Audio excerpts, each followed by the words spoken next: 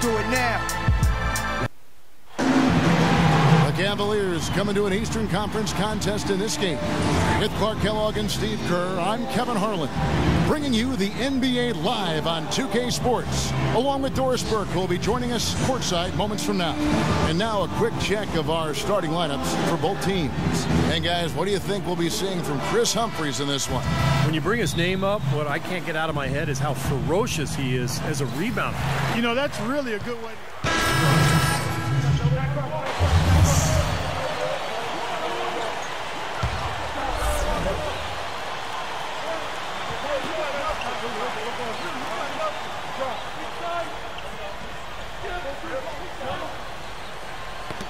Knocked away. That's out of bounds to the Cavaliers as Cleveland retains possession. Here we are in November, and let's see how things are going out east in the early season. You look at Cleveland. In the early season, they find themselves down in 9th place.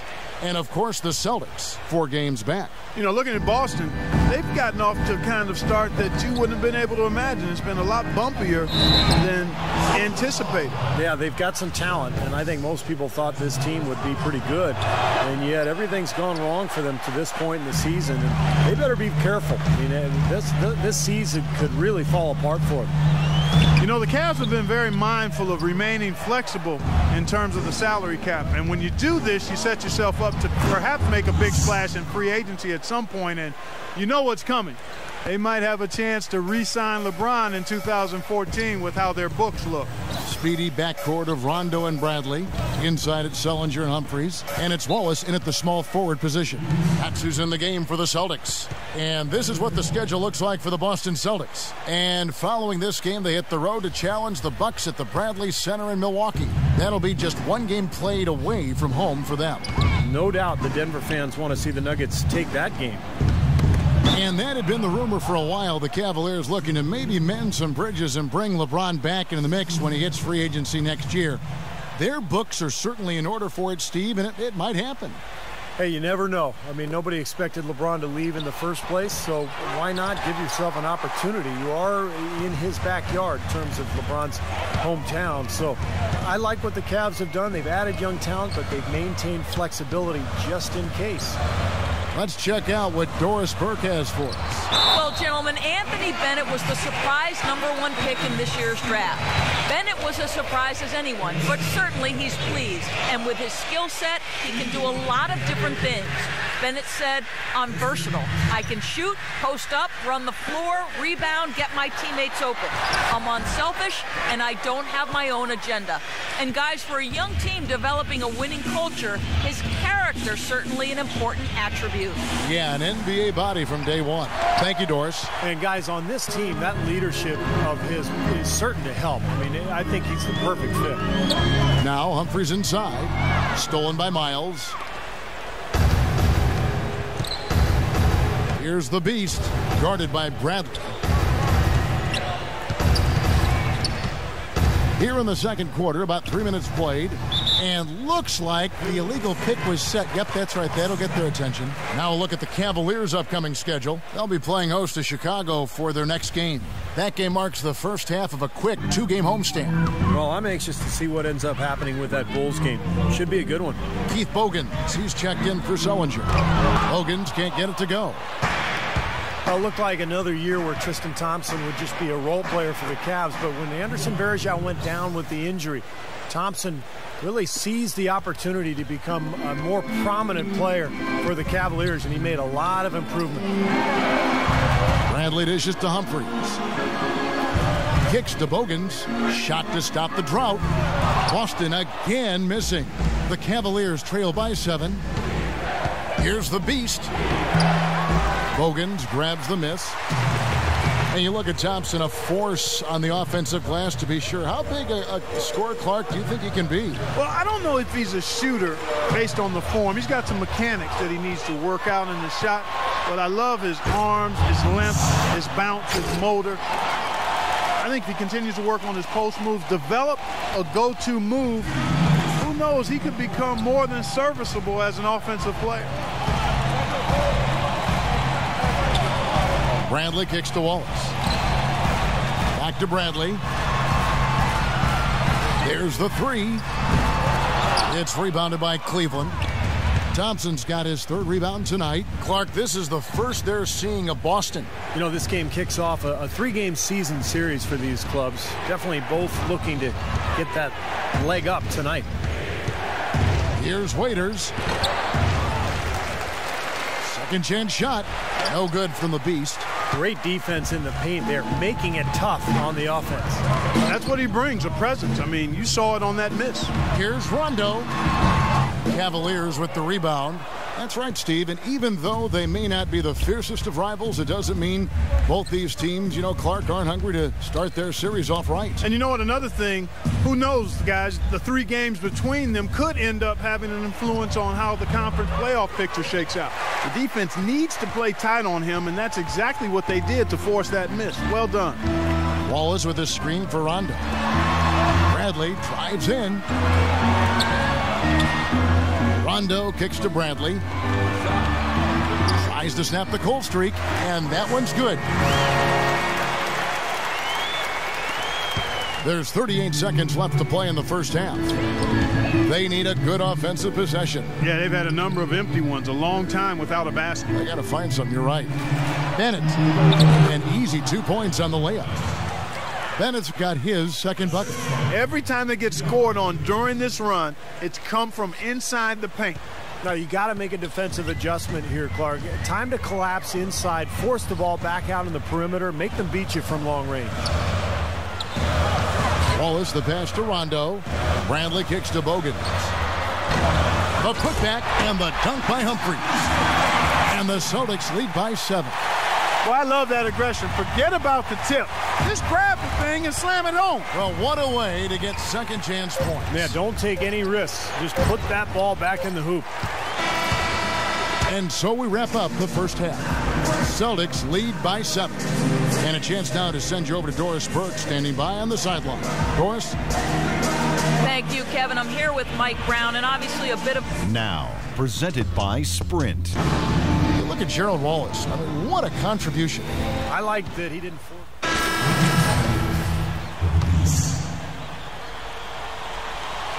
For Boston, they come into this one following a loss to Memphis. On the court for Cleveland. Inside, it's Bennett and Verzier. Deion Waiters is out there with the Beast, and it's Miles in at the small forward. Pass to the Beast.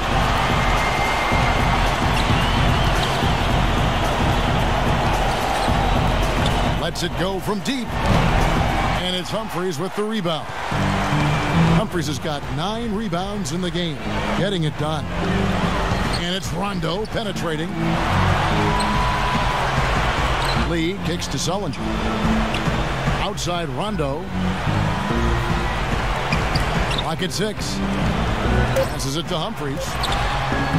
No good off the back of the rim. Well, I tell you what, that's too good a look to pass up there. Even though it didn't go, that's one you got to take. Shot's good. You know, when he's in that tight with that kind of height advantage over the defender, that's going to be a pretty easy play for him. So it's the Celtics now, and they are in the driver's seat. Yep, basket here, and that pretty much wraps it up. Bradley dishes to Rondo, and he commits the intentional foul.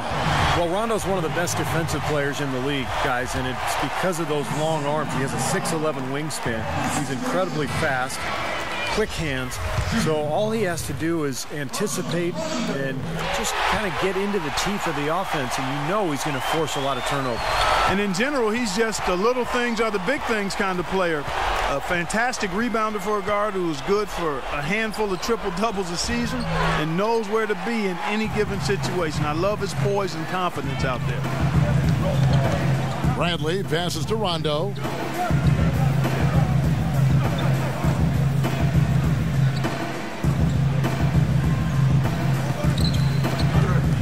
Wallace outside. And there's the feed to Sullinger. Shoots from 12. And so it's the Boston's. Congratulations on this win, Gerald. And how was it?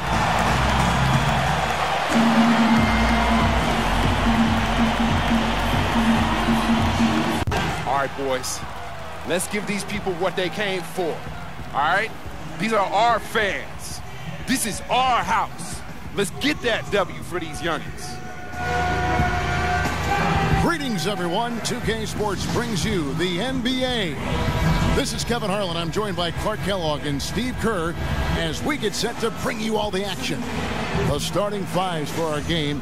Here are tonight's starting lineups. And guys, what are we going to be looking for in this one from Anderson Varejao?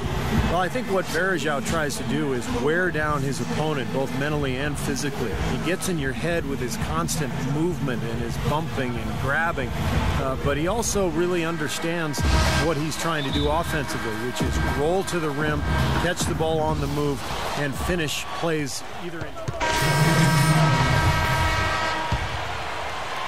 1:39 left here in the first quarter. I'll go to Doris Burke, who spoke with Tom Thibodeau. Doris? Kevin, he told me the one thing that has been consistent for them is their defensive effort, and he doesn't expect it to change in this one. He said as long as we give the effort we need on the defensive side, we'll be in a good position to win. Let's see if the effort is there tonight, guys. Doris, thank you. It'll be interesting to see how that defensive mindset serves them here in the first half. Yeah, it will be, Kevin, because if they come out with the right frame of mind and they don't have much success early, the game plan's going to have to change in a big hurry. And even so, Steve, I think the defensive approach Doris talked about is exactly the one they should employ. Mohammed. Cavaliers with the rebound. They couldn't put the pieces together, losing that last matchup with Boston. Well, they heaved up a lot of ill-advised three-pointers in that loss. Guys, they were way too trigger-happy from downtown. Yeah, and that's not the area on the court where you want to be forcing shots from. Heck, you were a great three-point shooter, and you know that, Steve. Yeah, I mean, it comes and goes, but you can't just rely on that when things aren't going your way. Chicago making some changes. Murphy's checked in, and it's Heinrich in for Jimmy Butler. Outside Teague. He feeds it to Gibson, and it goes as the official calls the foul. Count it. He'll shoot one more at the free throw line. Beautiful lead pass there. He let his teammate run right underneath it. And he's got his first chance at the line here. Pass to Karasov. Zeller with it, working on Gibson. And that's out of bounds. Cleveland will retain possession. The Bulls making a switch here.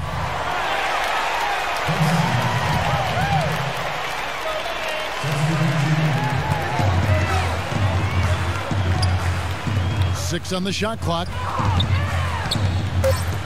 Here's the Beast. Drops in the tray.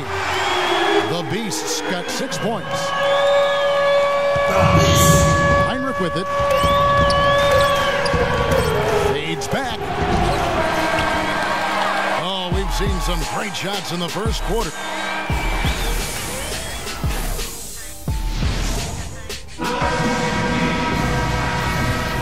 All right, the second quarter beginning in just a moment.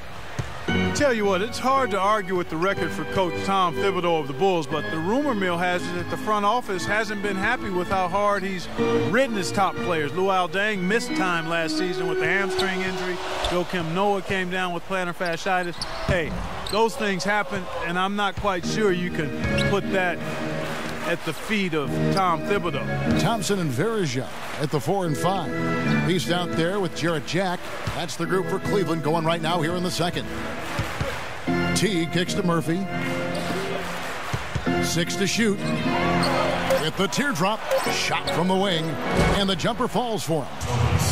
And going back to Tom Thibodeau and that minutes load on his stars, it seems it's getting harder for players to weather big minutes, Steve, these days. I think it's going to be really interesting going forward to see this Bulls team this year and beyond. Will that wear them down? Their guys play too many minutes. They've had a lot of injuries. I think it's time to scale back a little bit on the minutes played. T gets a screen from Noah. Heinrich, right side, fires the three. Rebound by the Beast. Even though he missed that three-point shot, I think the defense has to do a better job of challenging the shot. Yeah, because if you continue to give up open looks like that, you're in big trouble. I thought the defense really kind of slacked off there. He's going to drill those threes when he gets a good look. Let's catch up with Doris from the sideline. Thanks.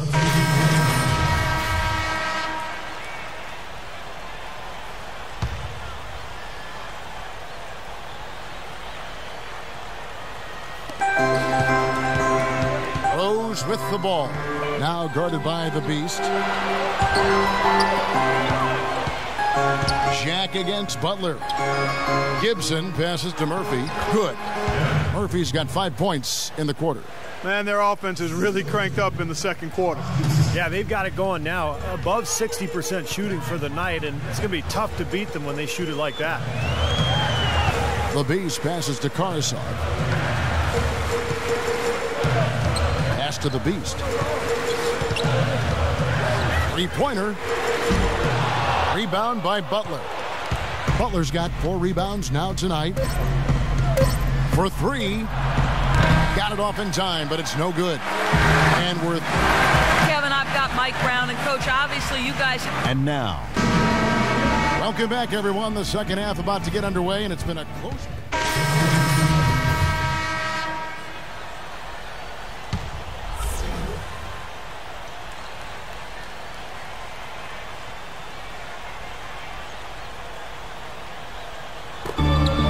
Here's Jack, and it's blocked by Dang. So the Bulls 5 right now. Heinrich and Rose the guard.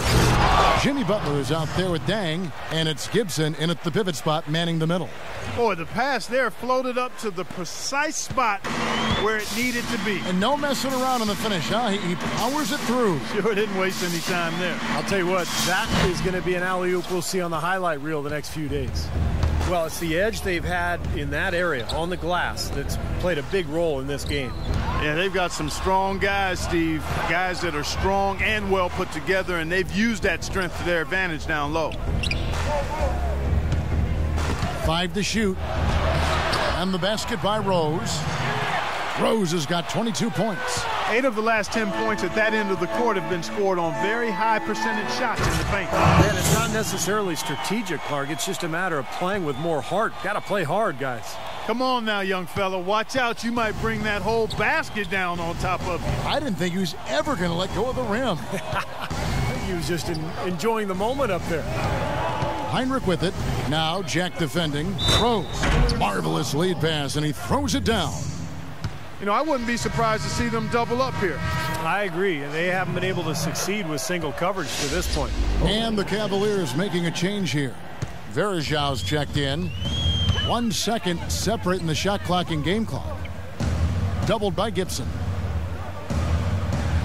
The Beast passes to Verajau. Here's the Beast. Hits from the high post. The Beast's got 13. Whatever their plan was defensively that time, it didn't work. Not if it results in that shot. That's good. And that's now 27 points for Derrick Rose. Great move to the hoop, and I love the finger roll finish. And as we conclude the third quarter, and at the end of the third quarter, a huge lead in this one may already have been decided. And let's take this opportunity now to show you our State Farm assist of the game. Well, we might as well call it the State Farm play of the game. This was just a marvelous piece of coordination between two teammates, completely in sync on the alley-oop. Inside, it's Bennett and Verajau. Beast out there with Jarrett Jack, and it's Miles in at the small forward. That's the 5 for Cleveland right now. Here's Rose, and there's the whistle. Fouled hard on the shot. He'll go to the line. You know, with all of the improvements in medicine and also the advances in rehabilitation after torn ACL surgeries, we've seen a number of players come back to be as good as they were before the injury. Derrick Rose's fans had to be feeling good about what level he would return at when he came back. Dion Waiters checked in for Cleveland. Chicago leading by 22. Outside Rose. Into Noah. In the air. And it's blocked by Verajau. Here's the Beast. He's covered by Dang. Going back to the ACL repair for Rose. Clark, great to see modern medicine extend players' careers and help them return from those tough injuries. Steve, it's been terrific watching these players come back. Really didn't see Rose last year, certainly. I expect this year he'll be terrific. Well, it's so great to see Derrick Rose back on the court after missing last season. One of the most explosive, entertaining players in the NBA. A great guy, terrific team leader. The NBA needs Derrick Rose, so fun to have him back. And guys, let's get your take on the hustle stats for the Bulls. And they continue to run and gun throughout the game, guys. Something that's also benefited them tonight are the turnovers they've forced and the points that have come along with those forced turnovers. And here's what the Chicago Bulls schedule is looking like. Following this one, they get to host the Pelicans. That'll be the first of 4 played at home for them. Boy, that's a game you know the Heat would really like to take. Chicago leading by 17.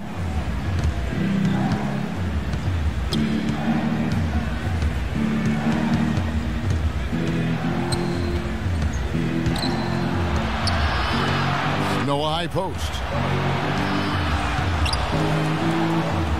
Here's Butler. From deep three-point range, and they force the shot clock violation. Great D. Now a look at the Cavaliers' upcoming schedule. They'll host the Denver Nuggets after this one, and that game is the second of 2 straight at home. Last game for the Bulls, it was a loss to the Pistons in Detroit. Here's the Beast. The three-pointer is right on target. The Beasts got 12 points in just the second half. His shooting has been so good today. He may have to take it upon himself to try to get his club out of this hole. Butler dishes to Noah. Out to the wing. Back to Rose, and he dunks it down. His finishes can be dazzling, especially Clark at his side. Well, you look at a guy who doesn't have the height of some other big-time dunkers, and it always looks better, and he certainly makes up for the lack of height with that athleticism. Yeah, his leaping ability is just off the charts, guys. You know, so many games are decided by which team wins the rebound battle, and that's held true in this one so far, Steve. And even if it's only a modest advantage that they have in that category, it's still a significant factor. Well, you know, Carlos Boozer wasn't as efficient last season as we've seen in the past, and I think in large part it was due to the extended absence of Derrick Rose. He was the bailout option for the team on many occasions.